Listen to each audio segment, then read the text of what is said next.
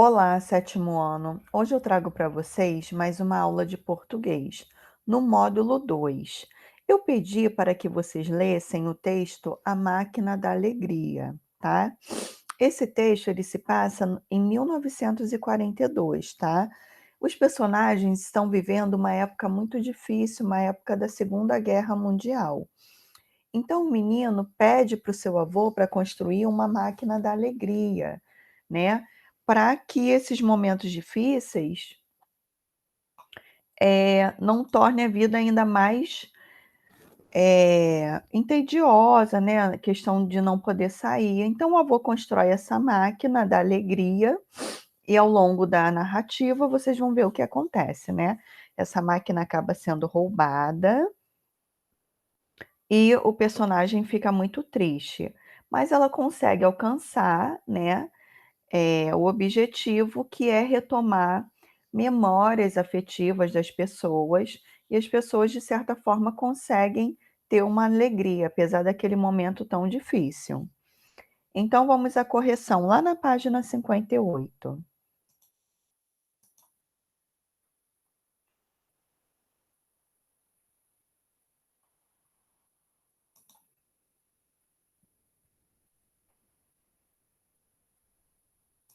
Vamos lá para a interpretação e escrita, tá? Quem são os personagens desse conto? O menino, o seu avô, os seus pais e o Jacinto sucateiro, tá? Que a gente viu que foi quem roubou a máquina da alegria. Leia o trecho a seguir. Foi quando eu tinha 8 anos, em 1942, que dei a ideia para meu avô. Em que pessoa do discurso a história foi narrada? Em primeira pessoa. Olha aqui o verbo, ó. Eu, tá? Eu tinha. Que palavras do trecho indicam o uso desse foco narrativo? Os pronomes eu e meu e a forma verbal bem. Qual efeito esse tipo de narrador confere ao texto? Confere mais subjetividade. O narrador ele consegue passar seus sentimentos, suas emoções, tá? Ele vivenciou a história. Além de indicar que a história se passa em 1942, ao longo do texto são empregadas algumas expressões para marcar a passagem do tempo, como naquele fim de tarde, passaram semanas e meses, uma semana depois. Qual é a importância desses marcadores temporais em um texto narrativo? Eles ajudam o leitor a compreender a passagem do tempo na história e a ordenar os acontecimentos na narrativa, tá? Qual é o espaço dessa narrativa? Ou seja, onde a história se passa? No porão da casa do avô e na floresta onde fica a cabana do Jacinto sucateiro. Relaciona as seguintes etapas da narrativa aos acontecimentos do conto. Situação inicial, aquela paz inicial. O menino sugere ao avô que construa uma máquina da alegria. Logo após vem o conflito que vai quebrar essa paz inicial. O homem do saco rouba a máquina. O clímax, o momento de maior tensão. A máquina pega fogo que se espalha pela cabana de Jacinto Sucateiro. E o desfecho, o tempo passa e o narrador fica saudosista, ou seja, fica com saudade, tá? Quanto às sensações e às lembranças que a máquina lhe proporcionava. O que motivou o menino a pedir ao avô que construísse a máquina? O momento em que estavam vivendo, a Segunda Guerra Mundial, que causava muita tristeza e apreensão nas pessoas. Releia um trecho do avô. Os homens têm inventado muitas máquinas da tristeza, que fazem os outros chorar. A que tipo de máquina o personagem estava se referindo? Qual é a relação dessa fala com o contexto histórico do conto? Possivelmente, o avô estava se referindo às armas utilizadas na guerra, já que na história, a história, perdão, se passa em 1942, durante a Segunda Guerra Mundial. O que o menino achou da máquina que o avô construiu?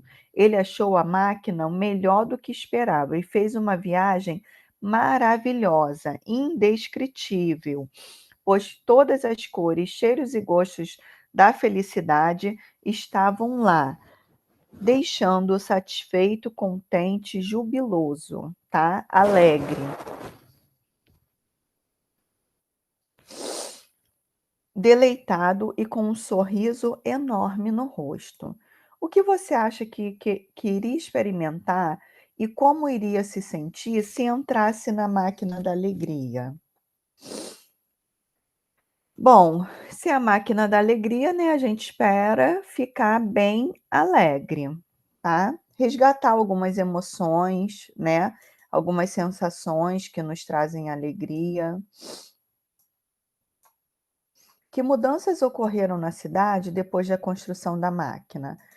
Ela passou a ter mais alegria, né. A máquina, na verdade, tornou-se uma grande sensação, despertando curiosidade e satisfação.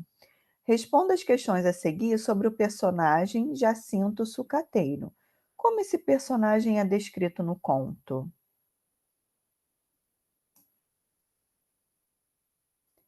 Como um homem muito mau que vivia com um saco nas costas. Com que objetivo ele roubou a máquina? Com o objetivo de vender as peças da máquina, né? Com base em sua descrição e atitudes, como ele pode ser classificado? Ele é o antagonista da história, tá? Ele é o contrário do que se espera do protagonista. Como o narrador se sentiu em relação à máquina anos mais tarde? Ele ficou saudosista, né, ficou com saudades. Por que você acha que ele se sentiu assim? Provavelmente porque a máquina representou momentos bons, né, vividos em sua infância. Agora, como ele já é um adulto, ele sente falta. O texto que você leu é um conto fantástico.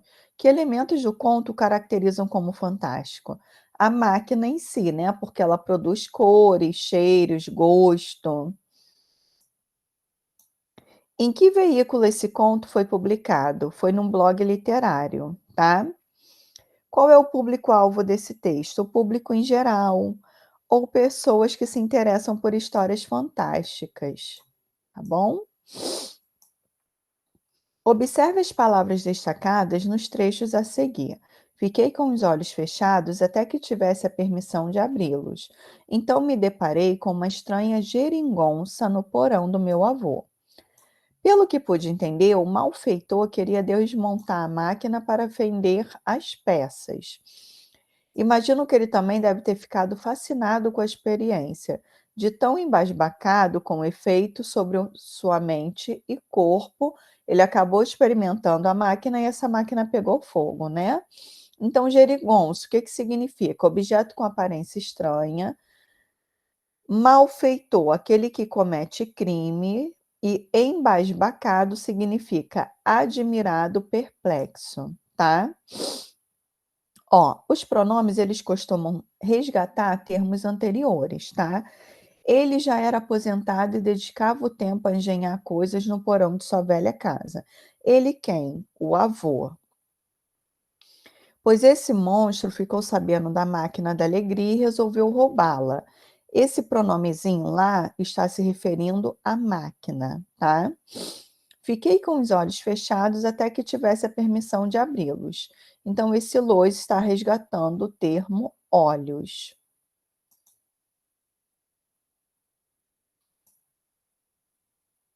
Agora nós vamos ver a acentuação das formas verbais, tá? Deixa eu dar um zoom aqui para a gente explicar bem direitinho. Ó, observe os títulos dos livros reproduzidos a seguir. Onde os porquês têm resposta. De onde vêm os nomes? Girafa tem torcicolo? Gente vai para lá, gente vem para cá. O que que a gente pode chamar atenção, ó? O verbo ter, aqui na primeira capa, ele tem acento. Por quê? O sujeito está no plural. No, na capinha B, eu tenho o tem sem o acento. Por quê? O sujeito está no singular. Mesma coisa aqui, ó, o verbo vir, né? O verbo vem aqui. Os nomes está no plural, então o vem é acentuado. Agora, gente vem para cá, gente está no singular. Então, esse vem não é acentuado, tá? Qual é o sujeito do verbo ter no título A? Os porquês. Ele está flexionado no singular ou no plural? No plural, né? Aqui, ó. Quem tem as respostas? Os porquês, tá? Aqui nessa capinha da girafa, qual é o sujeito do verbo ter? A girafa, tá? E ela está no singular ou no plural? No singular. Em que pessoa e número? Só um minutinho que passou demais. Em que pessoa e número, tempo e modo o verbo ter está conjugado nos títulos A e B? No título A, o verbo está conjugado na terceira pessoa do plural do presente do indicativo, tá? E no título B, está conjugado na terceira pessoa do singular do presente do indicativo. Então, quando o verbo estiver conjugado na terceira pessoa do plural, ele tem acento, o verbo ter e vir. Quando estiver na terceira pessoa do singular, não terá acento, tá? Com base na flexão de número dos sujeitos aos quais o verbo ter se refere em cada um dos títulos, explique por que a forma verbal é acentuada apenas no título A. Então, vamos lá. A forma verbal tem recebe acento apenas no título A, porque o verbo ter está conjugado na terceira pessoa do plural, tá? Caso ele tivesse no singular, não teria acento, assim como ocorre no trecho B. Agora observe os títulos C e D e explique por que a forma verbal é acentuada apenas no título C. A mesma coisa. No título C, vem se refere ao sujeito nomes, que está no plural, tá? No título D, vem se refere ao sujeito gente, que está no singular. Assim, para que o verbo receba acento, o sujeito deve estar no plural, tá? Eu tenho mais uma explicaçãozinha aqui. O verbo ter e vir são acentuados na terceira pessoa do plural do presente do indicativo. Eles têm, elas vêm, com o propósito de diferenciá-los das formas verbais no singular. Ele tem, ela tem. Agora nós vamos ver os verbos manter e conter. Ao se deitar, João mantém. Aqui, ó.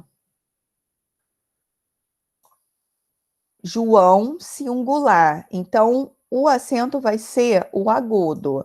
Quando eu tiver um sujeito composto ou um sujeito plural, esse verbo, ele vai ter o acento circunflexo, tá?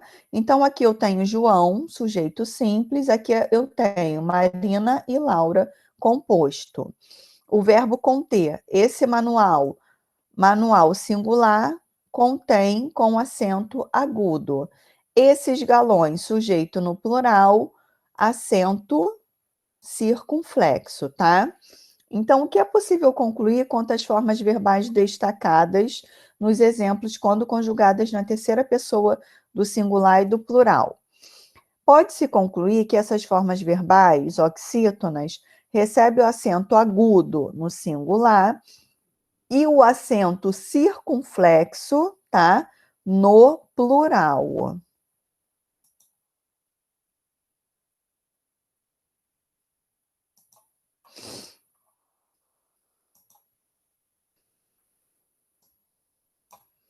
Aqui, ó, essa atividade é muito boazinha para a gente se fazer, tá? Por quê? Vamos colocar em prática o que a gente acabou de ler. Os gatos sempre miam quando verbo ter no presente, tá? Então, é ele, tem. Então, esse tem vai receber acento, porque o sujeito está no plural, tá? Minha irmã é muito organizada, sempre mantém. Olha aqui, ó, acento agudo. Aquele livro de história singular contém acento agudo, tá? Algumas nuvens escuras que vêm do oceano indicam chuva forte. Então, aqui, ó, nuvens, plural. Então, esse vem é acentuado, tá? Leia os pares das frases a seguir e acentue as formas verbais em destaque, de acordo com as regras dos verbos ter e vir. Laura tem todas as respostas às questões de matemática. Diversas ONGs têm lançado programas de combate à fome no Brasil. Então, aqui, Laura está no singular, tá? Então, se está no singular, o verbo não é acentuado. Agora, como ONGs está no plural, esse verbo ter, ele é acentuado.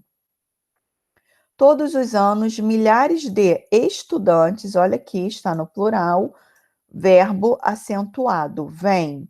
A sua ajuda sempre vem em boa hora. Singular, não tem acento, tá? Elabore frases com os verbos indicados a seguir, conjugando-os no presente do indicativo e aplicando adequadamente as regras de acentuação.